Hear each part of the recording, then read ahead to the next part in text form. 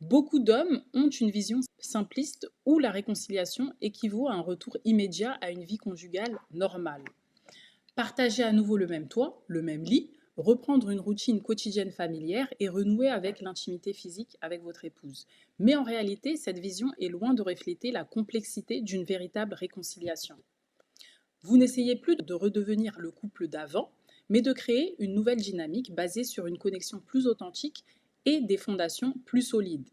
La clé d'une réconciliation réussie réside dans la capacité à instaurer un climat de confiance, où votre épouse se sent suffisamment à l'aise pour exprimer ce qu'elle ressent vraiment. Cela implique souvent d'aborder des sujets et des émotions qu'elle n'avait jamais osé partager durant votre mariage.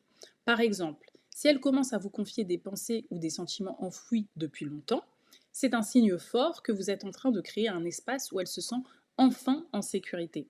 Ce genre d'ouverture émotionnelle n'est possible que lorsque vous avez construit un environnement où elle ne se sent ni jugée ni menacée. C'est un changement radical par rapport à la dynamique passée. Et cela montre que vous progressez vers quelque chose de plus vrai, de plus sincère. Cette transformation n'est pas instantanée.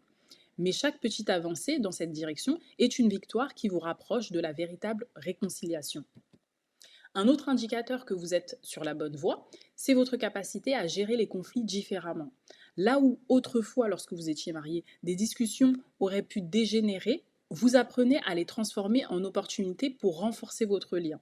Au lieu de chercher à avoir raison ou réagir de manière défensive comme avant, vous développez une nouvelle approche. Ou commencez à écouter activement ce qu'elle dit sans chercher à imposer votre point de vue ou à gagner l'échange. Cette attitude d'écoute et de compréhension crée un climat où les tensions se désamorcent plus facilement.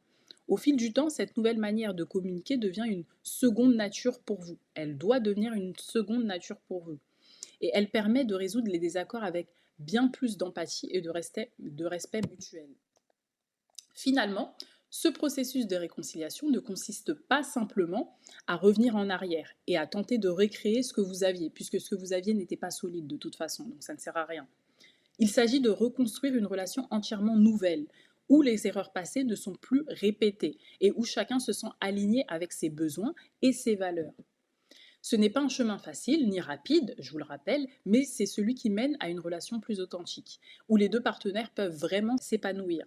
La véritable réconciliation n'est pas un simple retour à l'ancien équilibre, mais une évolution vers quelque chose de mieux, de meilleur. Pour y parvenir, il faut être prêt à se réinventer et réinventer la manière dont vous interagissez avec votre épouse. Il faut être prêt à développer des compétences émotionnelles profondes et surtout à être patient. La route est longue, mais chaque pas en avant est un pas vers une relation où chacun se sent compris et pleinement